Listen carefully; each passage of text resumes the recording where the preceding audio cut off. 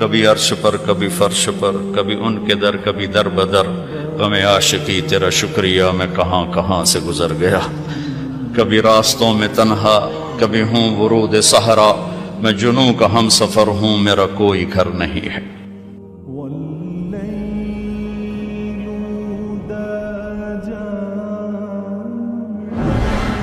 میرے اللہ نے مردوں اور عورتوں کے لیے ایک ہی پیمانہ بنایا ہے کامیابی کا، مالدار کے لیے، غریب کے لیے، امیر کے لیے، کہ اس سر سے لے کر پاؤں تک اپنے وجود کو اللہ کی مرضی میں ڈھال دے۔ پانی کا گھونٹ اگر مل جائے تو زندگی بچے گی نہ کہ بچے گی، کہ غصے کو پی جاؤ تو تمہاری گھر کی ساری زندگی خوبصورت ہو جائے گی، بچ جائے گی۔ تو اپنے گھروں کو آباد رکھنا ہے نا تو اپنے اخلاق اچھے کرو، اپنا بول میٹھا کرو، برداشت کرنا سیکھو، اپنے بچوں کو سکھاؤ، تو اپنے خاص طور پر اپنی بچیوں کو صبر کرنا سکھاؤ، انہیں سمجھاؤ، اپنی بیٹیوں کو، اپنے بچوں کو سمجھاؤ کہ کسی کی بیٹی کو ساتھ لے کے چلنا ہے تو کیسے چلنا ہے۔ جس نے ہمیں پیدا کیا ہے، جو ہمیں موت دیتا ہے، اس نے کامیابی کا کیا مفہوم بیان کیا ہے، اور آپ حیران ہوں گے کہ اس پر جو اللہ تعالیٰ کے کلام میں زور ہے، کسی مضمون پر اتنا زور نہیں ہے، حتیٰ کہ توحید، رسالت، آخرت، جنت، جہنم، اس پہ بھی اتنی طاقت سے اللہ نے بات نہیں کی جتنی اس مضمون پہ بات کی ہے کہ کامیاب کون ہے اور ناکام کون ہے۔ اس کو قرآن نے مختلف انداز میں بیان کیا ہے۔ فَمَنْ زُحْزِحَ عَنِ النَّارِ وَأُدْخِلَ الْجَنَّةَ فَقَدْ فَازَ، جو جہنم سے بچ گیا اور جنت میں چلا گیا وہ کامیاب ہے۔ ناکام کون ہے؟ قُلْ إِنَّ الْخَاسِرِينَ الَّذِينَ خَسِرُوا أَنفُسَهُمْ وَأَهْلِيهِمْ يَوْمَ الْقِيَامَةِ أَلَا ذَلِكَ هُوَ الْخُسْرَانُ الْمُبِينُ، قیامت کے دن جو ناکام ہوئے وہ اصل ناکام ہیں، اور وہ ناکامی کیا ہے؟ لَهُم مِّن فَوْقِهِمْ ظُلَلٌ مِّنَ النَّارِ وَمِن تَحْتِهِمْ ظُلَلٌ، ان کے اوپر بھی آگ کے پردے ہوں گے اور ان کے نیچے بھی آگ ہی آگ ہوگی۔ ذَلِكَ يُخَوَّفُ اللَّهُ بِهِ عِبَادَهُ يَا عِبَادِ فَاتَّقُونِ، میرے بندو اللہ تمہیں اس ناکامی سے ڈراتا ہے، اپنے آپ کو اس سے بچا لو۔ تو ایک جگہ اللہ تعالیٰ نے، چونکہ انسان جو دیکھتا ہے نا وہ اس کا اثر لیتا، سب سے زیادہ جو انسان متاثر ہوتا ہے دیکھنے سے متاثر ہوتا ہے، اور اس کی جو میموری ہے وہ بھی دیکھنے سے ہی خراب ہوتی ہے۔ اب اندھوں کو دیکھو، ان کی اتنی زبردست میموری ہوتی ہے۔ میرے بھائی کا پوتا ہے، وہ پیدائشی نابینا ہے، صرف ہم اس کو ہاتھ لگاتے ہیں تو وہ بتا دیتا ہے کون ہے۔ وہ اپنے دادا کو کہتا ہے مٹھو دادا، اور میں ہاتھ لگاؤں تو مجھے کہتا ہے بڑے دادا۔ کوئی نوکر ہاتھ پکڑ لے تو اس کا نام بتا دیتا ہے۔ تو انسان دیکھنے سے اثر لیتا ہے، اتنی بڑی گاڑی، اتنا بڑا کاروبار، اتنا بڑا بیلنس، اتنے زیور اور اتنے یہ اتنے وہ، تو ایک حسرت پیدا ہوتی ہے۔ تو اللہ اس سے آگے دکھانا چاہتا ہے، وہ ہے آخرت۔ آج ہم گئے تھے عثمان خان کی قبر پر، پھر روحان خان کی قبر پر، پھر اس کے بیٹے مراد اول کی قبر پر، پھر اس کے بیٹے بایزید کی قبر پر، پھر اس بایزید کے بیٹے تو گم آ گئے تھے، تو اس کے بعد اس کے پوتے مراد ثانی کی قبر پر، پھر وہاں خاموشی کے سوا کچھ بھی نہیں تھا، اور کیا ان کے ڈنکے بجتے تھے، اور دنیا کی سب سے بڑی حکومت کے یہ مالک تھے۔ تو اللہ تعالیٰ نے یہ بات سمجھانے کے لیے کامیاب کون ہے، ناکام کون ہے، اس کے لیے جو طرز اختیار کیا ہے۔ اب ہمارے ماحول میں ہے، جب ہماری بات میں ہم وزن پیدا کرنا چاہیں تو ہم قسم اٹھاتے، اللہ کی قسم، اور کہیں جب جھگڑے ہوتے ہیں تو اس میں بھی وہ قسم اٹھواتے ہیں کہ آپ قسم اٹھائیں، وہ جھوٹی بھی اٹھا دے تو اس کو چھوڑ دیتے۔ اور ہمارے پنجاب میں، ہمارے ملک میں جو کہ جھوٹ بہت بولا جاتا ہے، تو ایک اور رواج ہے کہ ہمیں اس کی قسم کا اعتبار نہیں، اس کی جگہ فلاں آدمی قسم اٹھائے تو پھر ہم مانیں گے۔ تو قسم سے وہ بات مضبوط ہو جاتی ہے، وزنی ہو جاتی ہے۔ اب اللہ تعالیٰ کو اپنی بات کو وزنی کرنے کے لیے قسم اٹھانے کی کیا ضرورت، جبکہ وہ کہہ رہا ہے وَمَنْ أَصْدَقُ مِنَ اللَّهِ قِيلًا، کہ تمہارے اللہ سے سچا کوئی ہے ہی نہیں۔ اور شروع میں ہی الف لام میم ذَلِكَ الْكِتَابُ لَا رَيْبَ فِيهِ، شک سے بالا تر ہے۔ پھر اگر اللہ قسم اٹھاتا ہے تو چونکہ ہمارے آپس میں ہمارا جو رواج ہے اور ہماری جو عادات ہیں اس میں ہم قسم اٹھواتے ہیں، تو اللہ نے اسی کو سامنے رکھتے ہوئے کہیں ایک قسم اٹھائی ہے وَالْعَصْرِ إِنَّ الْإِنسَانَ لَفِي خُسْرٍ، کہیں دو قسمیں اٹھائی ہیں وَالضُّحَىٰ وَاللَّيْلِ إِذَا سَجَىٰ، کہیں تین قسمیں ہیں وَاللَّيْلِ إِذَا يَغْشَىٰ وَالنَّهَارِ إِذَا تَجَلَّىٰ وَمَا خَلَقَ الذَّكَرَ وَالْأُنثَىٰ، کہیں چار قسمیں ہیں وَالسَّمَاءِ ذَاتِ الْبُرُوجِ وَالْيَوْمِ الْمَوْعُودِ وَشَاهِدٍ وَمَشْهُودٍ، کہیں پانچ قسمیں ہیں وَالْفَجْرِ وَلَيَالٍ عَشْرٍ وَالشَّفْعِ وَالْوَتْرِ وَاللَّيْلِ إِذَا يَسْرِ۔ تو مثلا آپ مجھے سمجھتے ہیں کہ میں بہت کوئی بڑا عالم ہوں اور بہت نیک آدمی ہوں، اور میں آپ کے سامنے قسمیں اٹھانا شروع کر دوں اپنی بات پر سچا ثابت کرنے کے لیے، تو آپ خود بول پڑو گے مولانا صاحب ہمیں تو ویسے ہی آپ کی بات پہ اعتماد ہے، آپ اتنی قسمیں کیوں اٹھا رہے ہیں؟ تو ایک مضمون کے کامیاب کون ہے اور ناکام کون ہے، اس پر اللہ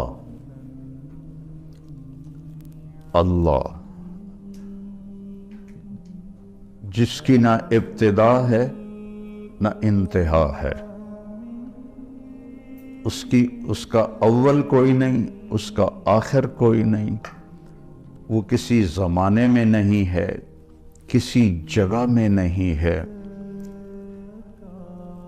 اللہ لا الہ الا ہو، یہ دعویٰ ہے کہ اللہ ایک اکیلا ہے، معبود اس کے سوا کوئی نہیں۔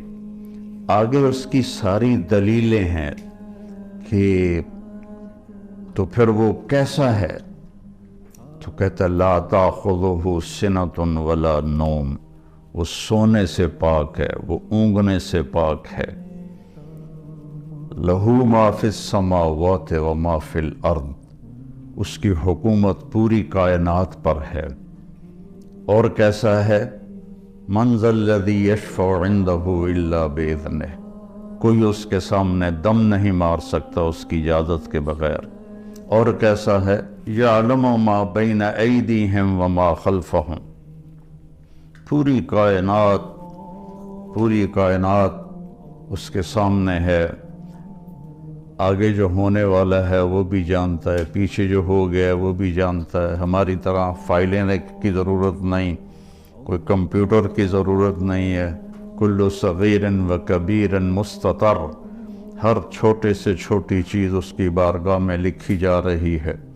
اور اللہ کہے گا اقرأ کتابک کفی بنفسک اليوم علیک حسیبا، یہ پڑھ، یہ تیرا پیپر ہے، تیری اپنی زندگی کی پوری کتاب ہے، اور اس میں کوئی ایک لفظ کی کمی زیادتی نہیں ہے۔ اتنی بڑی طاقت والا اللہ جو اپنی ذات کی ایک مثال دیتا ہے کہ میری تعریف کے لیے سمندر کو سیاہی بناؤ، لو کان البحر مدادا، اور میں نے تقریباً سارے سمندروں میں نا تھوڑا تھوڑا سفر کیا ہوا ہے، تو 7 سمندر جو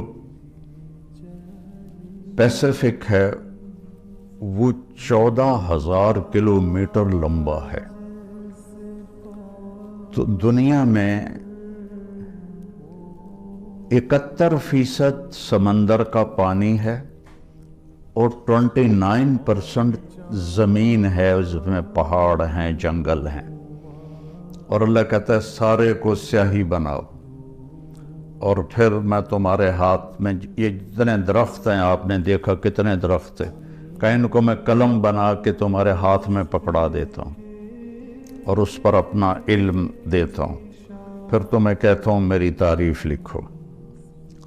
تو تم سارے انسان، سارے جنات، سارے نبی، سارے رسول، سارے فرشتے، جبریل، میکائیل، عزرائیل، اسرافیل، عرش کے فرشتے، مقرب فرشتے، اور سب سے بڑے رسول نوح علیہ السلام، ابراہیم علیہ السلام، موسیٰ علیہ السلام، عیسیٰ علیہ السلام، اور سارے رسولوں کے سردار محمد الرسول صلی اللہ علیہ وسلم، یہ سارے اکٹھے ہو کے میری تعریف لکھیں تو ایک وقت ایسا آئے گا سمندر خشک ہو جائیں گے، تمہارے قلم ٹوٹ جائیں گے، اور تیرے رب کی تعریف ختم نہ ہوگی، چاہے اتنے سمندر اور لے کر آؤ، پھر اتنے اور لے کر آؤ، پھر اتنے اور لے کر آؤ۔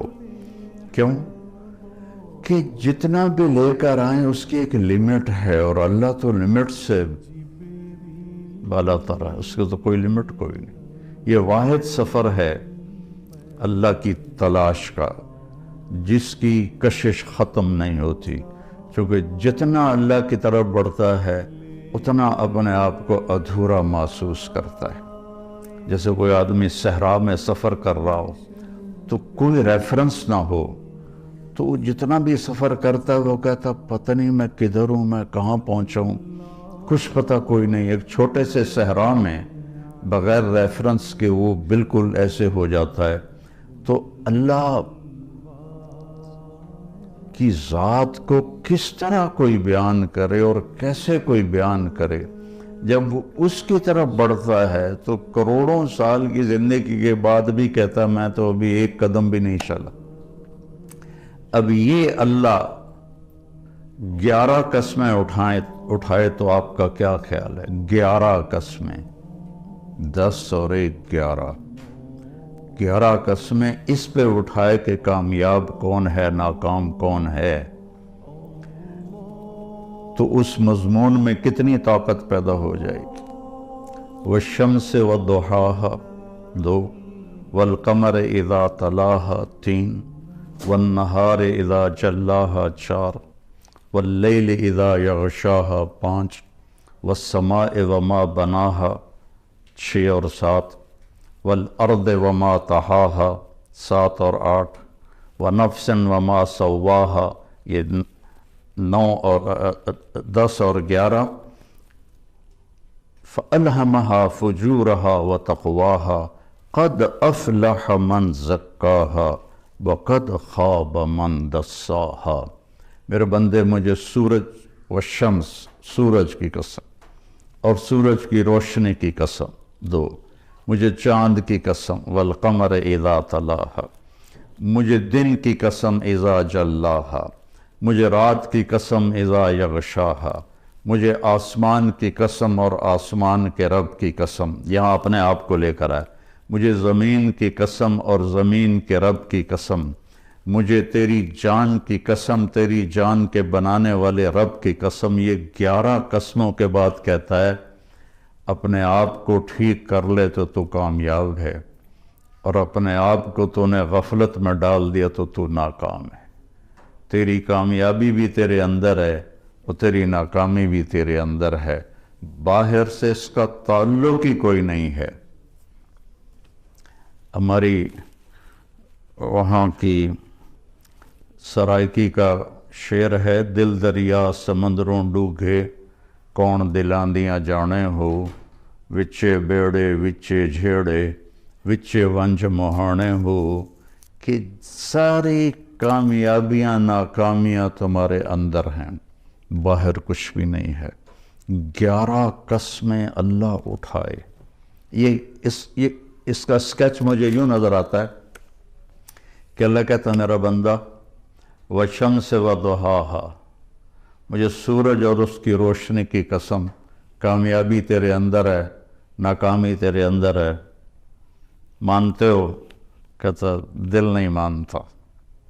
ادھر تو بڑی بڑی گاڑیوں والے ہیں اور آئے تھے وہ فیکٹریوں میں کام کرنے، اور وہ بڑے بڑے نواب بنے بیٹھے ہیں، دل نہیں مانتا۔ پھر اللہ کہتا ہے والقمر اذا تلاہا، مجھے چاند کی قسم جب وہ پیچھے آتا ہے، کامیابی تیرے اندر ہے، ناکامی تیرے اندر ہے۔ سمجھ میں آئی یہ بات؟ کہتا نہیں آئی۔ تو پھر اللہ قسم اٹھاتا ہے واللیل اذا یغشاہا، مجھے رات کی قسم جو چھا جاتی ہے، کامیابی تیرے اندر ہے، ناکامی تیرے اندر ہے، اب مانتے ہو کہ نہیں مانتے؟ پھر اللہ کہتا ہے والنہار اذا جلاہا، مجھے دن کی قسم اور اس کی روشنی کی قسم، کامیابی تیرے اندر ہے، ناکامی تیرے اندر ہے، مانتے ہو؟ کہتا دل نہیں مانتا۔ پھر اللہ کہتا ہے والسماء وما بناہا، اب اپنے آپ کو لے کر آئے، مجھے آسمان اور آسمان کے رب کی قسم، مانتے ہو؟ کہتا دل نہیں مان رہا۔ پھر اللہ کہتا والارض وما طحاہا، مجھے زمین کی قسم اور زمین کے بچھانے والے رب کی قسم، ان زمین آسمان نے دیکھا ہے ناکام لوگوں کو، کامیاب لوگوں کو، مانتے ہو؟ کہتا نہیں مانتا۔ تو پھر ایک جذباتی قسم ہے، ہمارے محاورے میں بھی ہے، تیری جان کی قسم یار، یار تیری جان کی قسم۔ تو آخر میں اللہ کہتا ہے یار میرے بندے وَنَفْسًا وَمَا سَوَّاهَا، مجھے تیری جان کی قسم اور تیری جان کے بنانے والے رب کی قسم، اب تو میری سن لے، میری مان لے، قد افلح من زکاہا وقد خاب من دساہا، اسے پاک کر لے تو کامیاب ہے، اسے ناپاک کر لیا تو ناکام ہے۔ سب سے بڑی ناپاکی وہ کفر کی ناپاکی ہے، ان الشرک لظلم عظیم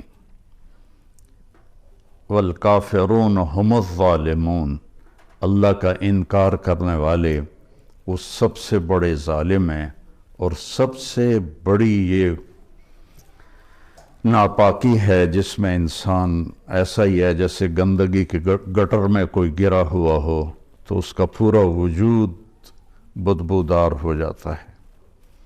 اور قد افلح من زکاہا، اور جو اس کو پاک کرتا ہے، اور دوسری جگہ اللہ تعالیٰ نے فرمایا قد افلح من تزکا وذکر اسم ربہ فصلی، ایمان کے بعد جو چیز انسان کو پاک کرتی ہے وہ نماز ہے۔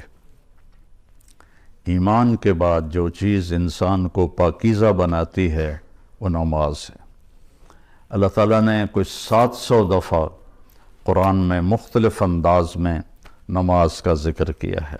اقیموا الصلاۃ وآتوا الزکاۃ، 10 دفعہ تو یہ آیا ہے، 68 دفعہ لفظ صلاۃ قرآن میں آیا ہے، اور 700 دفعہ قرآن میں نماز کا ویسے ذکر آیا ہے، والقانتین والقانتات، اس سے نماز مراد ہے۔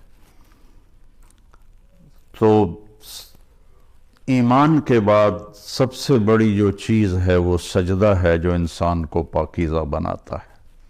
تو یہ کامیابی آپ موت کے وقت ساتھ لے کر جائیں گے۔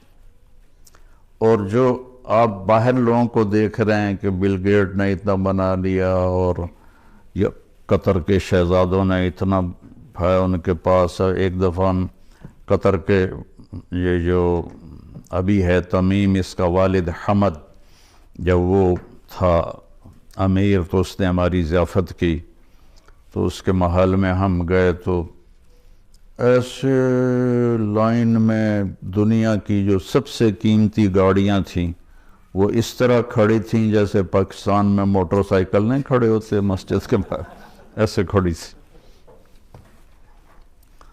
پورے پاکستان کا بجٹ شاید تھا جو وہاں گاڑیاں کھڑے تھے۔ لیکن موت کے وقت وہ ایک چھوٹی سی چارپائی پہ اٹھا کے اس کو زمین میں دبا دیا جائے۔ ایک دفعہ ہماری جماعت گئی ایک گاؤں میں، تو مسجد تھی چھوٹی، تو اس کے ایک کونے میں وہ جنازے والی چارپائی پڑی تھی۔ تو ایک ساتھی کو لازمی اس پہ سونا تھا، چونکہ جگہ تنگ تھی اور سردیوں کے دن تھے، یہ بھی نہیں باہر سو جائیں، تو کوئی بھی نہیں سو رہا۔ تو میں نے کہا میں سوتا ہوں۔ میں نے بڑی دلیری دکھائی، میں سو گیا، مجھے ساری رات نیند نہیں آئی۔ میں کہا ہونے آیا اسرائیل، ہونے آیا اسرائیل۔ ساری رات میں جاگتا رہا، یہ نیند نہیں ہے۔ لیکن جس نے اپنے من کو پاکیزہ کر لیا ہے وہ تو سب کچھ اپنے ساتھ لے کے جائے گا نا، کوئی چیز اس کے پیچھے نہیں رہے گی، سب کچھ اس کے ساتھ جائے گا۔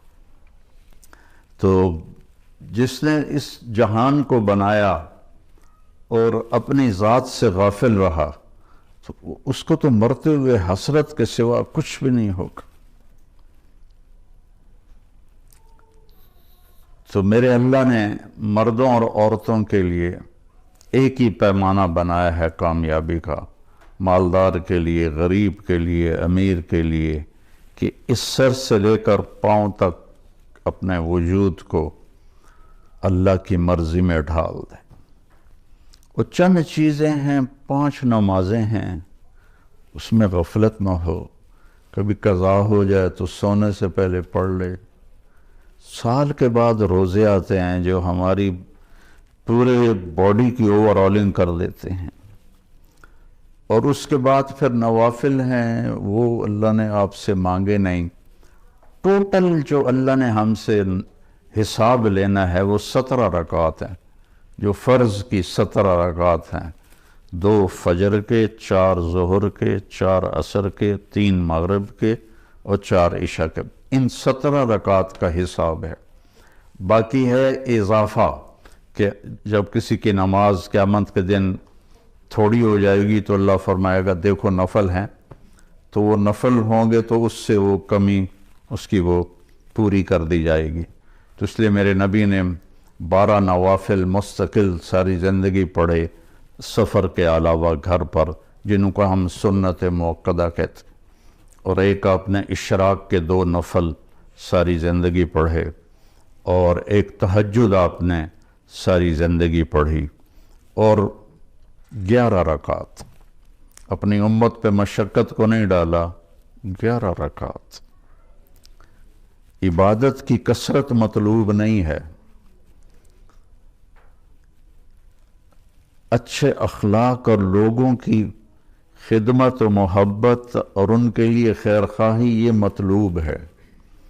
آپ مسجد میں بیٹھے تھے تو آپ نے فرمایا اس دروازے سے ایک جنتی آنے والا ہے، تو ایک انصاری صحابی مدینے والے، وہ اتنے نامعلوم ہے کہ ان کا نام کسی حدیث میں نہیں آیا، ان کے ہاتھ میں جوتا تھا اور داڑھی میں وضو کا پانی تھا. وہ آ کے بیٹھ گئے, کسی نے بتایا بھی نہیں بھی تیرے بارے میں اللہ کے نبی نے یہ کہا. اگلے دن آپ اسی مجلس میں تھے تو آپ نے فرمایا اس دروازے سے ایک جنتی آ رہا ہے. تو وہی صحابی جو کل آئے تھے اور اسی شکل میں جوتا ہاتھ میں, داڑھی کا وضو کے پانی سے وہ پانی, وہ آ کے بیٹھ گئے. تیسرے دن آپ نے فرمایا اس دروازے سے ایک جنتی آ رہا ہے, پھر وہی صحابی. تو اس مجلس میں ایک صحابی ہیں جو 3 دن سے بیٹھ رہے تھے, ان کا نام ہے عبداللہ بن عامر.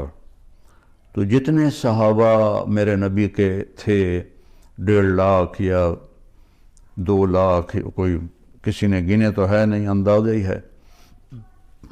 ان تمام صحابہ میں یہ سب سے زیادہ عبادت کرنے والے تھے.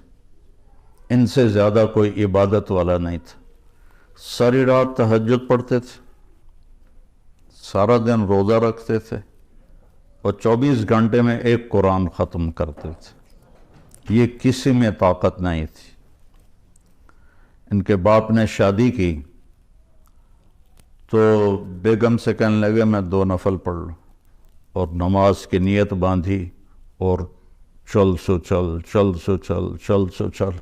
کئی گھنٹے گزر گئے تو اس کی بیگم نے کہا اس کو تو لگتا ہے میرا خیال ہی کوئی نہیں. اس نے بھی وضو کیا اور اس نے بھی پیچھے نماز کی نیت باندھ لی. تو جب صبح فجر کے بعد باپ نے پوچھا عمرو بن عاص رضی اللہ عنہ, بیٹا رات کیسے گزری؟ کہا جی الحمدللہ نفلوں میں گزری. کو تیرا ستیہ ناس ہو, میں نے تیری شادی اس لیے کی تھی کہ تیری رات نفلوں میں گزرے. جا کے اللہ کے نبی کو شکایت کی انہوں نے کہ اس کا یہ حال ہے. تو وہ اس لیول کی ان کی عبادت تھی. تو ان کو خیال آیا یہ مجھ سے زیادہ عبادت کرتا ہے. 24 گھنٹے تو سارے میں نے فل کیے ہوئے ہیں, تو اس کے 25 گھنٹے ہیں, تو میں دیکھوں گا یہ کیا کرتا ہے. تو اگلے دن وہ ان کے پاس چلے گئے اور کہنے لگے چچا جان میرے ابا مجھ سے ناراض ہیں, تو میں 2-3 دن آپ کے پاس گزار لوں؟ ان کا بیٹا بالکل ضرور آ جاؤ.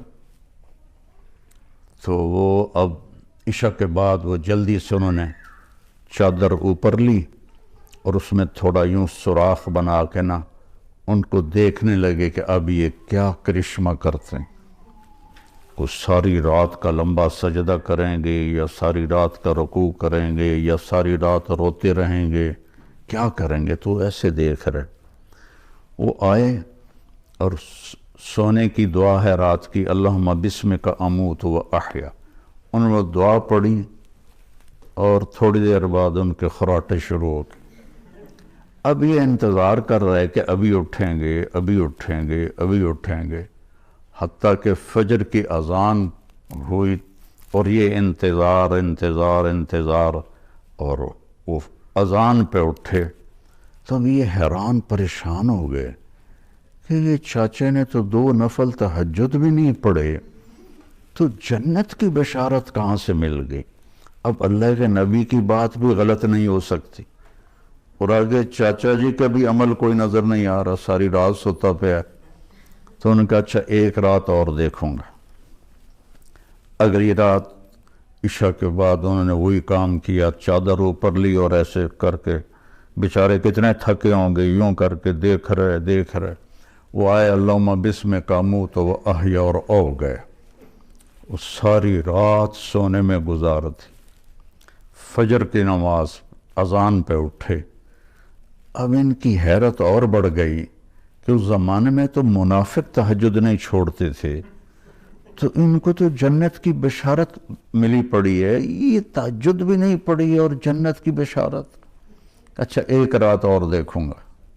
پھر تیسری رات وہی تماشا انہوں نے کیا, انہوں نے بھی وہی تماشا کیا, سیم. انہوں نے اپنی سونے میں رات گزاری, یہ ان کو چیک کرنے میں لگے رہے. آخر سے اذان پر وہ اٹھے تو یہ بول پڑے, کہنے لگے چاچا سچی بات یہ ہے میری کوئی اپنے ابا سے لڑائی نہیں تھی، میں نے 3 دن تیرے بارے میں مسلسل سنا کہ ایک جنتی آ رہا ہے، ایک جنتی آ رہا ہے، ایک جنتی آ رہا ہے۔ اللہ کے نبی نے تیرے بارے میں فرمایا، تو میں دیکھنے آیا تھا کہ آپ کیا کرتے ہیں، تو آپ تو ساری رات سوتے رہتے ہیں، تو یہ کیا چکر ہے؟ اللہ کے نبی کی بات بھی غلط نہیں ہو سکتی، وہ تیرے پاس پلے بھی کچھ نہیں ہے، جس کو وہ سمجھ رہے تھے کہ کچھ بندگی عبادت، کہنے لگے بھتیجے یہی ہے جو تو نے دیکھا ہے، اور میرے پاس کچھ بھی نہیں ہے۔ تو وہ نہ بوجھل قدموں سے واپس، چونکہ وہ 2 چیزوں کو آپس میں جوڑ بٹھانا ان کو نظر نہیں آ رہا کہ ادھر جنت کی بشارت ہے، ادھر ساری رات کا سونا ہے۔ جب میں نے پہلے بتایا کہ اس زمانے میں تو منافق تہجد نہیں چھوڑتے تھے کہ پتہ نہ چل جائے، تو یہ ساری رات سو کے یہ کیسے جنت کیسے مل گئی؟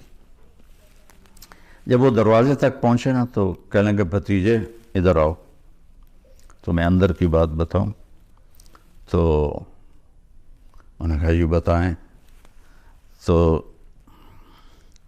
کہنے لگے یہ جو دل ہے نا اس میں کسی کی نفرت کوئی نہیں، اس دل میں کسی کی نفرت کوئی نہیں، اور مجھے کسی سے حسد کوئی نہیں ہے۔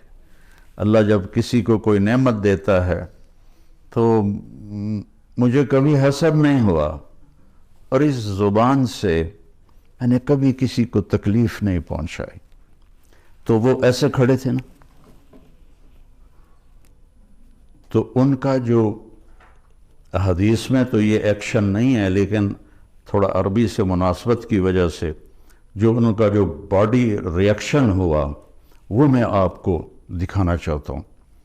تو وہ کہنے لگے ہوا ہوا، اچھلے اگو یہ پھٹا تھوڑا ہے نہیں تو میں ڈہ نہ پاؤں، تو کہنے لگے ہوا ہوا، کہنے یہی ہے یہی ہے، اور آگے کہنے لگے یہ ہمارے بس میں نہیں ہے۔ تو اللہ کے بندوں سے دل صاف رکھنا۔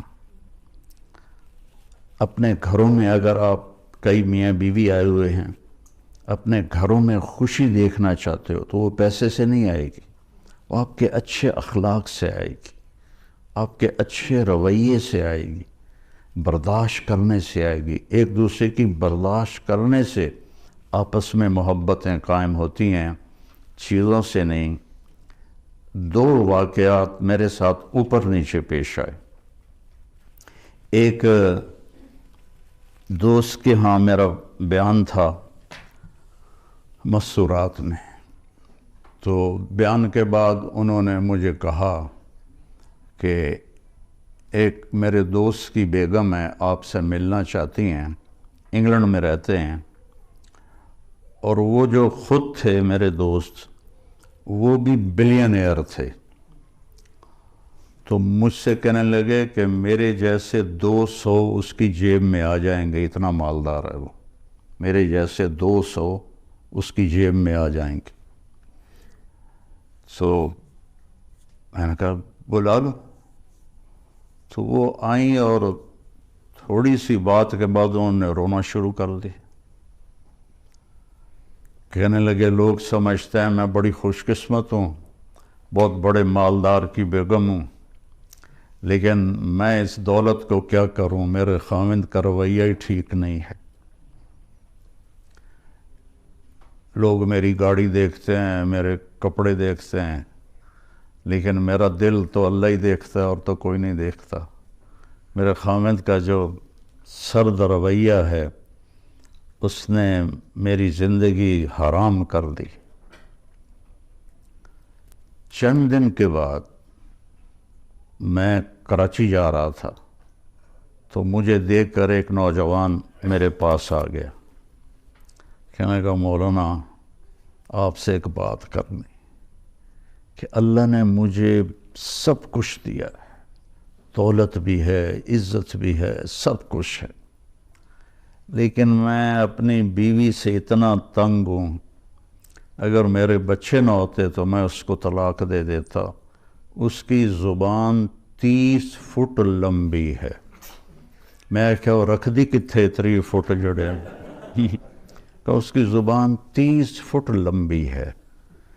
تو یہ دو تصویر کے رخ ہیں، ایک خامند کی بد اخلاقی سے عورت رو رہی ہے، اور ایک جگہ عورت کی بد اخلاقی سے خامند رو رہا ہے، اور وہ کہہ رہا ہے بچے نہ ہوتے تو میں طلاق دے دیتا۔ تو اپنے گھروں میں اگر آپ خوشی دیکھنا چاہتے ہیں تو اپنی زبان کا بول میٹھا کریں اور ایک دوسرے کی برداشت کرنا سیکھیں۔ میرے نبی کا فرمان ہے سب سے بہترین گھونٹ اور سب سے میٹھا گھونٹ جو انسان پیتا ہے وہ غصے کا گھونٹ ہے جس کو وہ پی لیتا ہے۔ اچھا، غصے کو پینے سے کیوں تشبیہ دی؟ برداشت کرنا نہیں کہا، پینے سے، کہ عرب میں پانی کوئی نہیں، اور پانی کے پیچھے 3 دن کا سفر کر کے وہ مشکیزوں میں پانی بھر کے لاتے ہیں، تو پانی کی حفاظت وہ اپنی جان سے بھی زیادہ کرتے ہیں، تو ایک گھونٹ کے لیے بھی وہ ترستے ہیں۔ تو میرے نبی نے تشبیہ دی غصے کے برداشت کرنے کو پانی سے، کیوں بھائی پانی کا گھونٹ اگر مل جائے تو زندگی بچے گی نہ کہ بچے گی، کہ غصے کو پی جاؤ تو تمہاری گھر کی ساری زندگی خوبصورت ہو جائے گی، بچ جائے گی۔ اور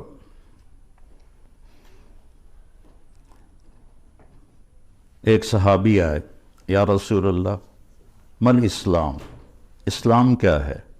آپ نے فرمایا اچھے اخلاق۔ وہ دیہاتی تھا، یہاں سے اٹھا اور ادھر آ کے بیٹھ گیا۔ یا رسول اللہ مت دین، دین کیا ہے؟ آپ نے کہا اچھے اخلاق۔ وہ ادھر سے اٹھا اور ادھر آ کے بیٹھ گیا۔ یا رسول اللہ دین کیا ہے؟ آپ نے کہا اچھے اخلاق۔ وہ ادھر سے اٹھ کے پیچھے جا بیٹھا۔ یا رسول اللہ دین کیا ہے؟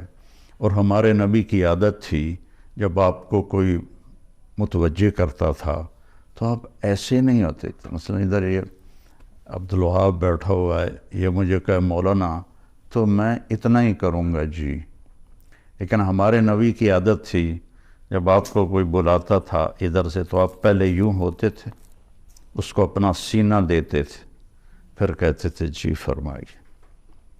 کوئی ادھر سے بلاتا تھا تو آپ ایسے نہیں کرتے تھے، بلکہ آپ پورا اس کی طرف مڑتے تھے اور پھر کہتے تھے جی فرمائیے۔ تو اس نے ہمارے نبی کو چاروں طرف گھما دیا، آگے بھی، دائیں بھی، بائیں بھی، پیچھے بھی۔ کہنے لگا یا رسول اللہ دین کیا ہے؟ ہم نے کہا بھائی کب سمجھے گا، دین یہ ہے کہ غصہ نہ کیا کر۔ آپ نے آخر میں فرمایا دین یہ ہے کہ غصہ نہ کیا کر۔ اب غصہ تو ہر انسان مرد عورت کو آتا ہے، مطلب یہ ہے کہ جب آئے تو اس سے روک لیا کر۔ غصے میں صحیح بولنا انسان کے بس میں نہیں ہے، صرف انبیاء کو یہ طاقت ہے کہ وہ غصے میں بھی صحیح بولتے ہیں۔ تو اس لیے جب غصہ آئے تو خاموش ہو جاؤ، جب وہ لہر گزر جائے پھر اپنا گلہ شکوہ جس سے بھی کرنا کرو، لیکن غصے کی حالت میں بڑے سے بڑا ولی بھی وہ ضرور دائیں بائیں ہو جاتا ہے کہ انسان، اس لیے غصہ عقل کو کھا جاتا ہے۔ تو اپنے گھروں کو خوبصورت بنانا ہے تو امریکہ جانے سے نہیں خوبصورت ہوں گے، وہ آپ کے اچھے رویوں سے اپنے دل کو نفرت سے پاک کریں، اپنی زبان کو غلط بول سے پاک کریں، کسی کی دل آزاری نہ ہو، کسی کا کوئی یہ نہ کہے کہ میری بےزتی ہو گئی اور میرے ساتھ اچھا نہیں کیا۔ یہ بعد میں حضرت لقمان علیہ السلام فرماتے تھے کہ میں چپ رہنے پہ کبھی نہیں پچھتایا، میں جب بھی پچھتایا اپنے بول پہ پچھتایا۔ یہ کتنے نوجوان پوچھتے ہیں جی وہ غصے میں جی میں نے طلاق دے دی اب کیا ہوگا؟ تو میں نے کہا اب تو نے خود ہی کام دکھا دیا ہے تو میں کیا کروں؟ تو کہا جی بس وہ غصے میں ہو گیا، اس لیے میں کہتا ہوں غصے میں چھپ کر جاؤ۔ ویسے ہمارے ہاں تو ہر قسم کا سودا بکتا ہے۔ ایک صحیح واقعہ سنا رہا ہوں۔ ایک نوجوان آیا مولوی صاحب کے پاس، جی میں نے بیوی کو 3 طلاق دے دی ہے تو کیا مسئلہ ہے؟ ان کا وہ ختم ہو گیا کام موجاں کر۔ اس نے کہا جی کوئی میرے واسطے رستہ کر دو، کوئی رستہ نہیں۔ تو اس نے جیب سے ایک موٹا سا لفافہ نکالا اور ان کے مسلح کے نیچے رکھ دیا کہ مولانا صاحب کوئی رستہ کر دو۔ کہنے لگے چلو سوچنے ہیں۔ کی آکھیا سی تو کہ جی میں آکھیا سی تین 3 طلاق، کہ الحمدللہ نہیں ہوئی۔ کہا اچھا جو کہ میں کہا تو چھوٹے کاف نال آکھیا 3 طلاق، او وڈے کاف نال ہوندا 3 طلاق، تو طلاق نہیں آکھیا لہذا تیری طلاق نہیں ہوئی۔ تو ایک بڑے مولوی صاحب کو پتہ چلا تو انہوں نے کہا پھر تو نکاح بھی نہیں ہوا، کہ اس نے کہا تھا قبول، اسے کہنا تھا قبول۔ تو اپنے گھروں کو آباد رکھنا ہے نا تو اپنے اخلاق اچھے کرو، اپنا بول میٹھا کرو، برداشت کرنا سیکھو، اپنے بچوں کو سکھاؤ، چونکہ وہاں کی لائف کیا پوری دنیا میں یہ ہے کہ برداشت ختم ہے۔ تھوڑی تھوڑی باتوں پہ طلاق ہو رہی ہے، تھوڑی تھوڑی باتوں پہ لڑائیاں ہو رہی ہیں۔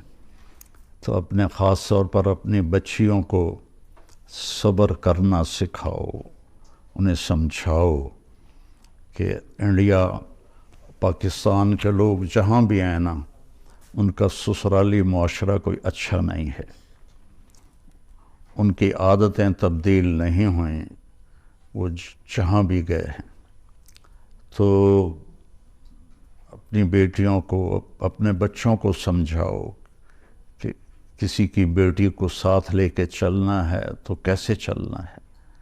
ہم ان کی تعلیم دیکھتے ہیں، یہ کر لیا وہ کر لیا، پی ایچ ڈی کر لی، اب کاروبار سنبھال لیا، اب اس کی شادی کر لو، لیکن یہ کیا کسی کی بیٹی کو عزت دے سکتا ہے؟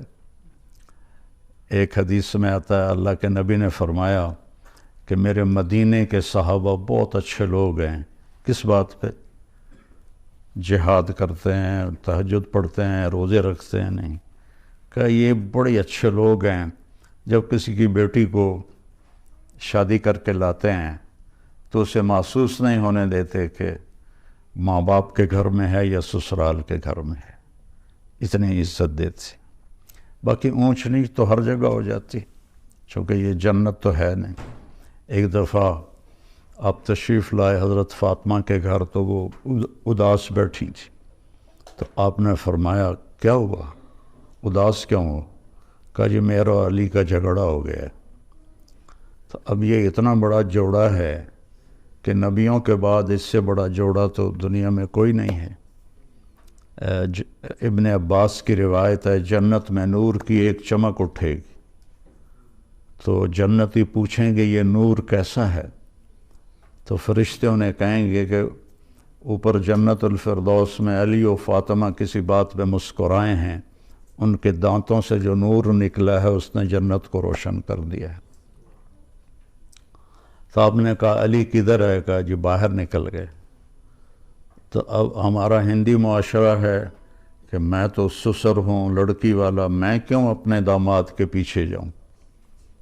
لیکن آپ نے کسی کو نہیں بھیجا، خود گئے تلاش کر، دیکھا تو وہ مسجد میں لیٹے ہوئے تھے اور وہ کپڑا ہٹ گیا تھا تو مسجد کی مٹی ان کے کمر پہ لگی ہوئی تھی۔